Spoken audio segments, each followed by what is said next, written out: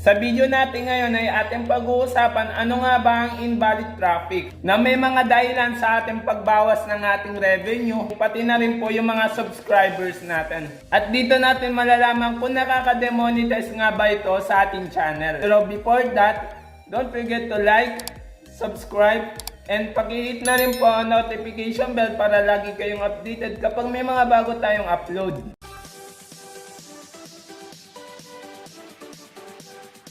Actually, marami po yung mga gumagawa nito. Click-to-click ads. So, ano nga ba ang click-to-click ads? Ang click-to-click ads is yung panonood po ng mga videos po natin from your ads. So, pinapanood po nila yung mga ads po nila doon sa kanilang channel. Actually, mali po yung ganong strategy. Dahil kapag malaman ni YouTube na pinanonood natin yung mga ads po natin, maaari po tayo magkaroon ng invalid traffic. Ang invalid traffic is yung ginagawa natin na alumanya dun sa ating mismo channel. And the same time guys, maaari pa po tayo ma-demonetize. At napakasakit guys kapag na-demonetize po yung mga channels po natin. Dahil rito, maaari po tayo makapag-apply man sa YouTube pero sa matagal na panahon. Kung hindi nyo pa alam kung ano nga ba ang extend mode policy ni YouTube, ilalagay ko na lang sa info card. Tama naman po, yung ginagawa po natin is para lumaki yung revenue natin. Pero kasi guys, kapag nalaman ng YouTube, yung ganong procedure natin ginagawa is nasa maling paraan. Marami kasi mga bot and mga system ngayon. Very secure talaga si YouTube pagdating sa ganyan. Para na rin po sa kaligtasan ng madami. Dapat dito guys, hindi po porket na wala pa kayo guys na violation is aayaan nyo lang guys yung YouTube channel ninyo. Huwag nyo na po guys ayaan na magkaroon pa po ng violation ng inyong mga YouTube channel bago ninyo po ito tigilin. Next natin guys yung spam message. Ano nga po ba yung spam message? Dito is ginagawa po natin sa mga big YouTuber nang pa-subscribe o kaya naman pahag na kita. So yung mga salita na yan is spam po talaga. And pwede rin po tayo magkaroon ng tinatawag na invalid traffic. So napaka-importante guys kapag mag-comment tayo sa mga sinusuportahan natin. Huwag po natin gawin yung mga ganong strategy. Kasi guys, pinapagrow po natin yung ating mga YouTube channel pero sa maling paraan. Napakalaga guys yung pag-grow talaga ng YouTube channel natin pero dapat nasa tamang paraan. Alam naman natin kapag organic ba yung mga viewers natin, talagang binabalik-balikan yung mga videos natin. Samantalang talaga yung mga viewers natin kapag nakuha lang natin ito sa sub or sub, mapapansin ninyo hindi na po yan babalik.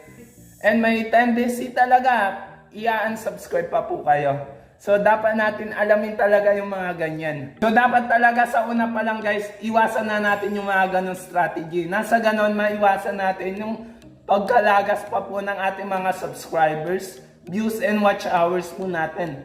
Kasi kasama guys sa YouTube requirement din yung 1,000 subscribers and 4,000 public watch hours. So isipin nyo na lang guys kung ganon yung mangyari.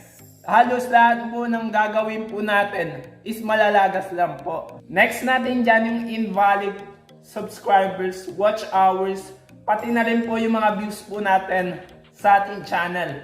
Ano nga po ba ang epekto nito sa ating channel? Ang pagkalagas po dun sa ating mga subscribers, views po natin, and the same time po yung mga watch hours po natin, ay maaaring may mga kinalaman din po sa invalid traffic. Ang invalid traffic, kagaya ng pinag-usapan natin, is yung paglagas. Yung paglagas po na yan, dahil nga po yun sa nagawa nating maling paraan. Kung hindi po kayo nilagasan ng inyong mga subscribers, maaari po yung dahilan kung bakit po kayo nalagasan dahil po sa invalid traffic. At ayaw talaga ng YouTube. Lalo't yung mga tao talaga, hindi po talaga totoo. So, parang kung saan pinapaubaya lang sa mga bot, boosting.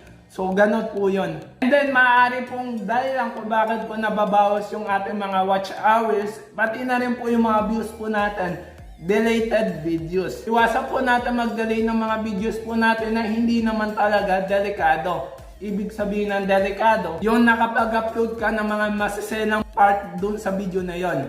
Pag sinabi kasi natin delikado, maaari nakakuha ba yan ng violation from YouTube? So yun yung mga delikado. Or kaya naman may mga malalaswang part dun sa video na yon. So yun yung mga video na delikado na talagang kailangan natin i-delete. Pero kapag yung mga video natin is original naman, tayo naman ang gumawa, huwag po natin basta-basta ito delete. Kasi guys, nasasayang po yung ating watch hours. Pati na din po wala na nakuha pong views niyan. So, sayang talaga guys. Imagine nyo na lang guys, yung mga gumagawa po ng mga ganitong content na almost vlog lang po. Hindi po naman po talaga nagtatagal ng 1 hours yung mga videos po natin. Maliban na lang po talaga kung live streamer po tayo.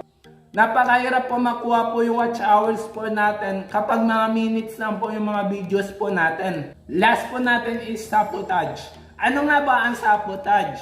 Yung pagsasabotahe po sa atin, meron pong kagalit sa atin, is isa po din yan sa maaaring maging cause ng invalid traffic nang hindi po natin ito nalalaman. Ito sa social media na nag-YouTube tayo, yung mga tao na kung hindi ba nakakaintindi sa atin, is kailangan kausapin po natin na mahinahon. Na sa ganon, hindi po mangyari yung tinatawag natin ng pagsabotage o pagsabotahe po dun sa mga account po natin. And ayan lang sa video natin, tungkol nga po sa invalid traffic. I hope to learn this video. Don't forget to like, subscribe, and pakiclick na rin po ang notification bell para lagi po kayong updated kapag may mga bago tayong upload.